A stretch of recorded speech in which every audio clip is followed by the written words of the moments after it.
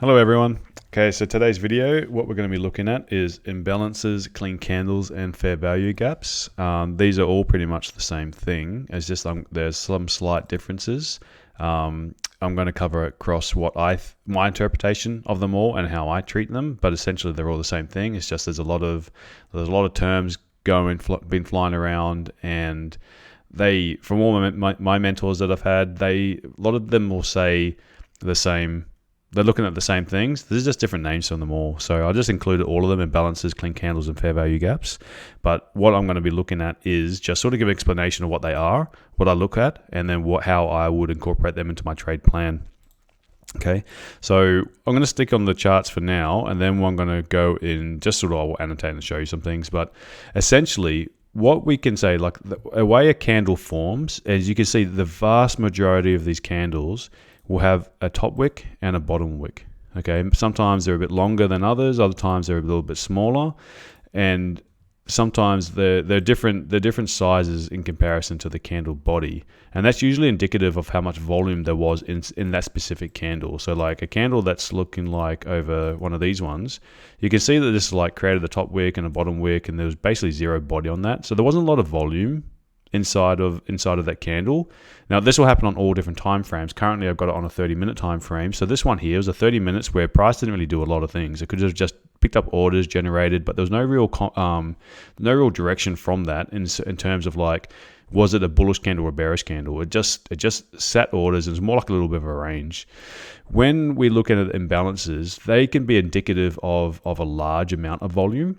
Okay, so fair value gaps is a bit more of like an ICT principle. I'm not an ICT trader by any means. I haven't really studied any of the stuff. I'm aware of all the different terms that are going across, and I'm aware that there's different names and what things I look at. People have said in the past, "Oh, that's like this," and it's just another sort of example of how there's no real new content in the trading world. It's just more about a rehash of information, just explained in different ways. So this is just another add to that. It's just the way I see things. So when we are looking at the like imbalances, it's basically just like you can see here. Even when you look at these wicks, a lot of the time when you have a specific candle that will create a top wick and a bottom wick, it's just amazing how many times that, and it's something, maybe if you're a brand new trader you haven't really picked up on this yet, but like if you see a candle that's got a bottom wick and a top wick, and the next candle here, there's a bearish candle with a doji, small little body, next 30-minute candle, wick down, pushed up bullish, closed higher than the previous one, little tiny wick, next one, wick down, then pushed up, made a high, closed bullish.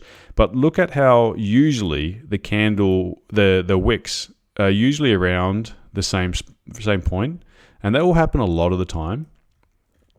So this one, so just call this candle number one, candle number 2, and candle number 3. So a lot of the time, candles 1 and 3, their top wick and their bottom wick, top wick and bottom wick will line up more or less in the same vicinity. This one here, you can say this is candle 1, candle 2, candle 3. You've got the candle's bottom wick. You had a very strong bearish candle that didn't even push up at all, or a little tiny nipple there, but didn't really push up at all. Just basically opened and drove down, made a low, and then closed the low. Next candle, wicked up, didn't quite get it, so it's not always a perfect science, but you'll see most of the time candle wicks will match up. Doesn't have to be candle 1, candle 2, and candle 3 that does it. It could come back and like push down, but eventually what it'll do is it will eventually fill that gap. And when I say there's an imbalance, it's the imbalance between those candle wicks.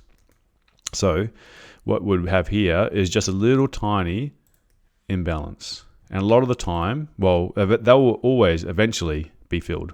Eventually, they'll get filled.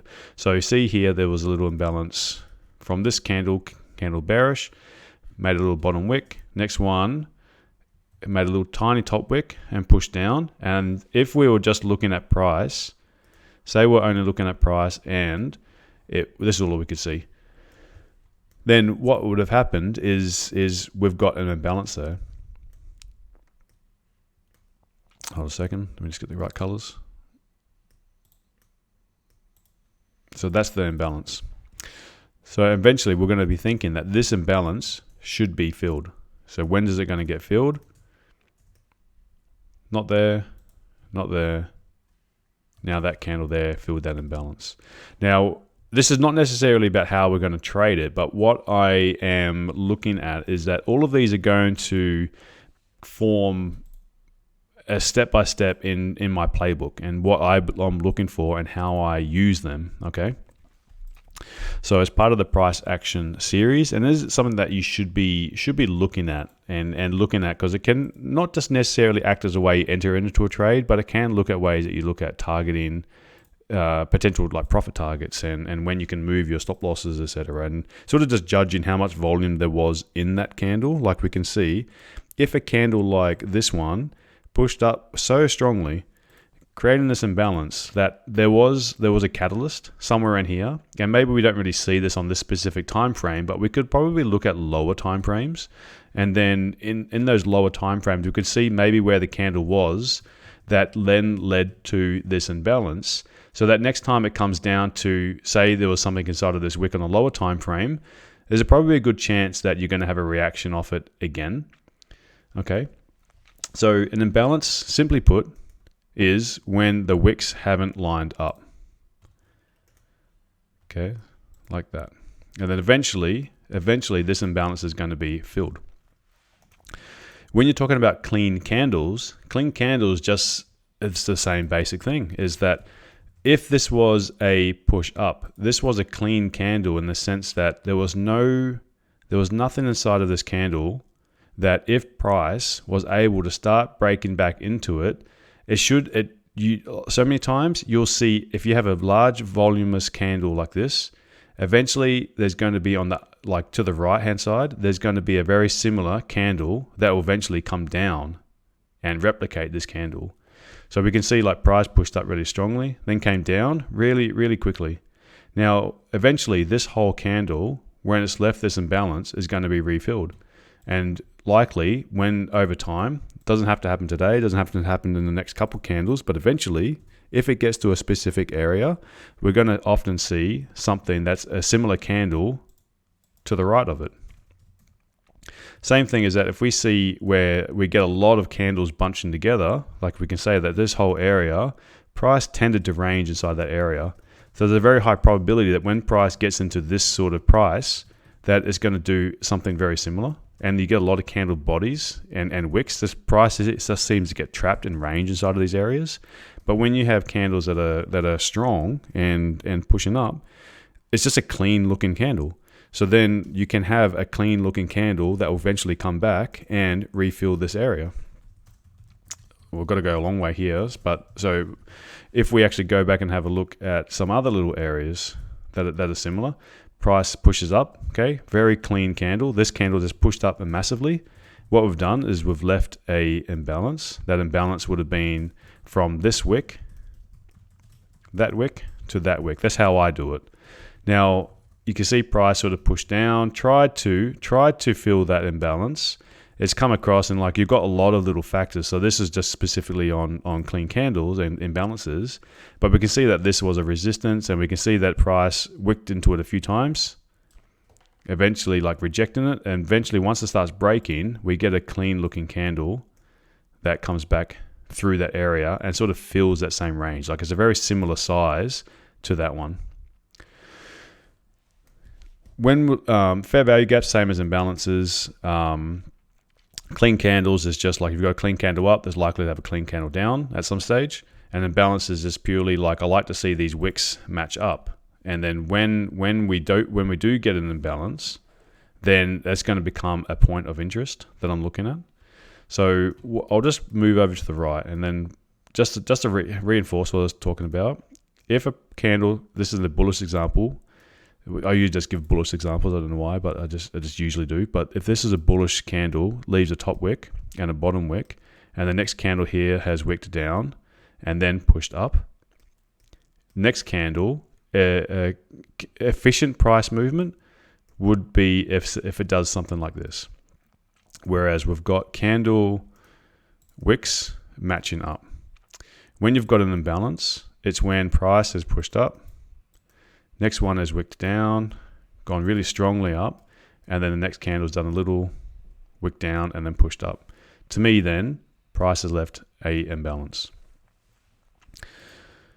Now, when I'm marking this up as a potential area to fill, these will happen on every single time frame. Okay, so you're going to have to like sort of filter through your time frames, and sometimes you'll draw like an imbalance on a 4-hour chart, but it's not there on the lower time frame. So I'll give you an example now. If I go to gold 4-hour chart, and I'm looking in these two candles here. We've got a candle, this wick down, pushed up. This is a liquidity candle. I'm going to cover this. I have got a video on this on finding POIs, what this means. But you've got a strong candle, the wick down, very strong body, closed up. Next one, little tiny wick down, pushed up really strongly. Next candle, didn't even tried to do a little lower wick, but sort of consolidated. And eventually it did like make a little retracement, then it's just pushed up. But these candles here, what they've done is that they've left a imbalance. And I'll just draw that. Whoops. I don't know what happened there, sorry. This has left a imbalance. And it would have been up to here, gone across. But then once these candles done that little retracement, then that is the imbalance that's been left behind. Okay, so what I'll do is I'll just mark this up using this rectangle. And I'd say that this is the imbalance left behind. Let me just replay this and we can cut some of this information away. So we've got a 4-hour imbalance, but then if we'd actually go and have a look at this level, we can look at the 1-hour time frame.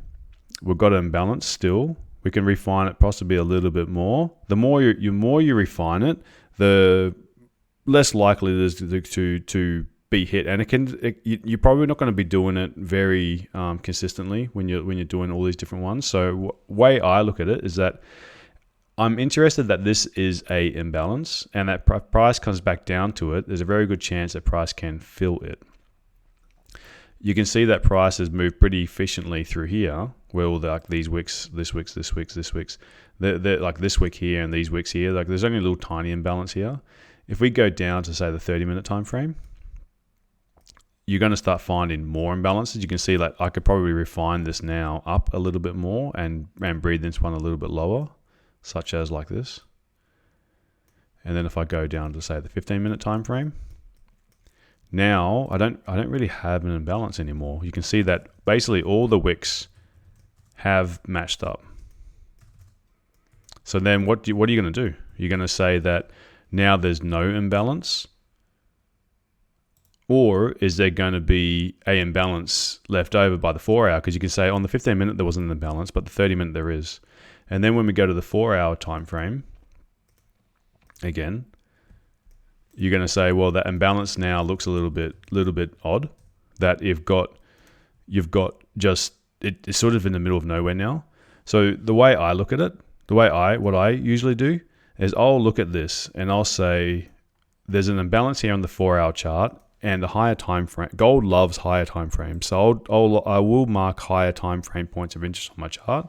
Main thing I'm going to do is I'm really only interested once the imbalance is filled. I'm not really interested in looking in the midpoint of the imbalance. I know that ICT principles are that they look at the halfway of the imbalance.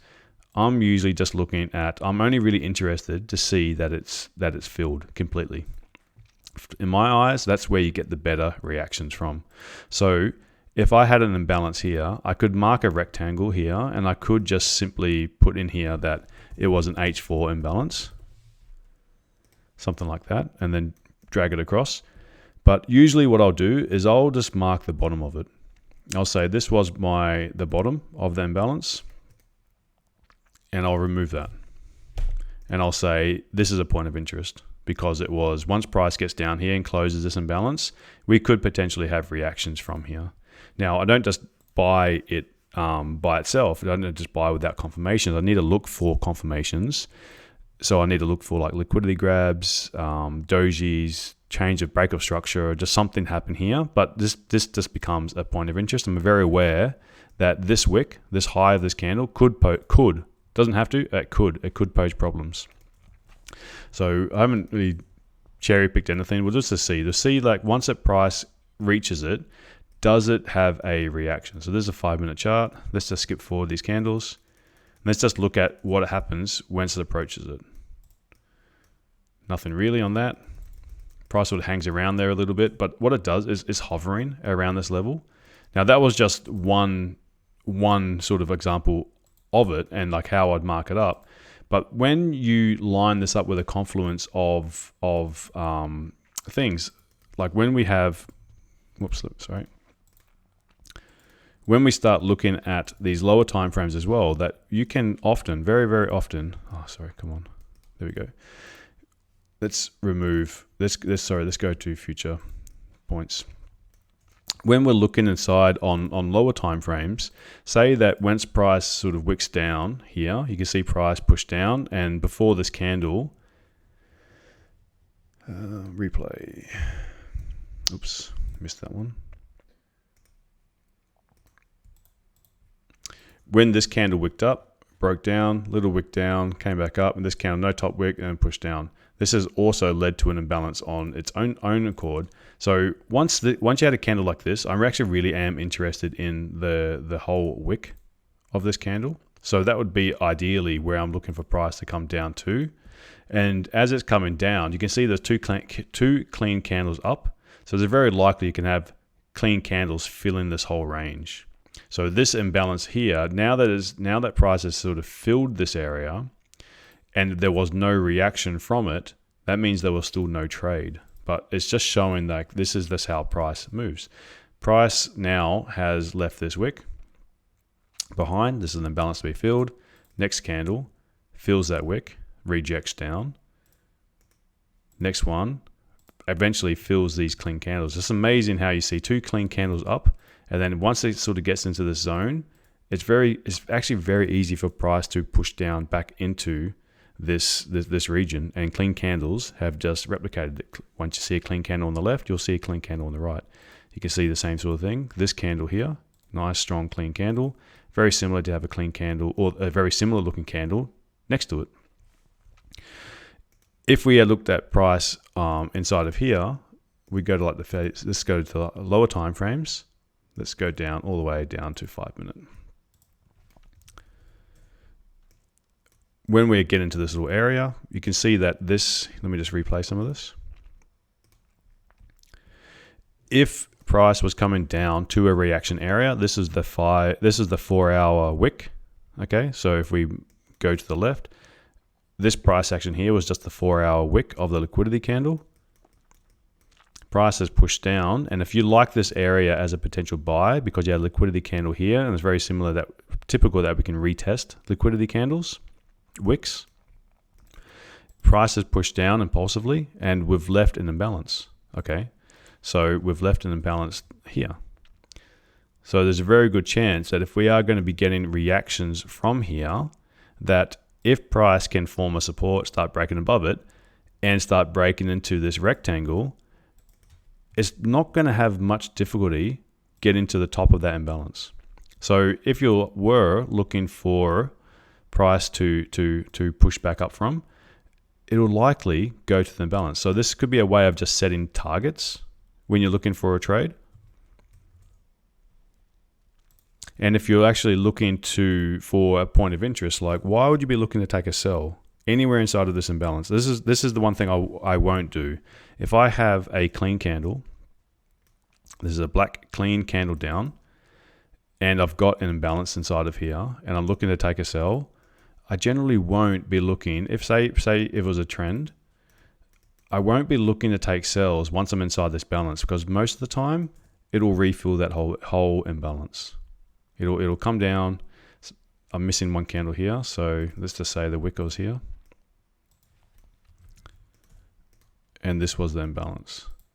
I won't be looking to take sells in this pink area until I've closed that imbalance. So that's what I mean by imbalances. Clean candles, very similar. They're candles that if you have a clean candle which is led to an imbalance, you'll often see a clean candle to the right of it. Fair value gap and imbalance are the same thing. When I'm looking at marking my point of interest so say this is my imbalance, I'm not interested in typically leaving shadows all the way. I know there's many indicators that will draw these for you. I'll typically just leave a line. Did the same thing again.